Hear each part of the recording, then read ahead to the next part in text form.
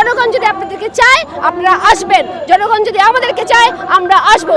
আপনারা senior citizen এবং আপনারা এত বড় রাজনৈতিক দল, আপনাদের কাছ থেকে এই ধরনের কথা শোনাটা আমাদের জন্য কষ্টকর।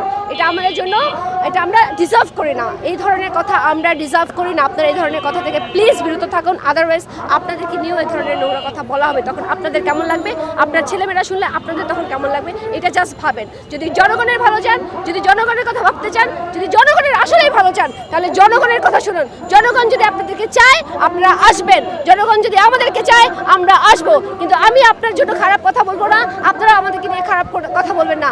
আগে আপনারা এই কাজটা করতেন, বিএনপি আওয়ামী লীগকে নিয়ে খারাপ কথা বলতো, আওয়ামী লীগ বিএনপিকে নিয়ে খারাপ কথা বলতো। এই ধরনের ডিসকাস্টিং সিচুয়েশনে আমরা যেতে চাই না।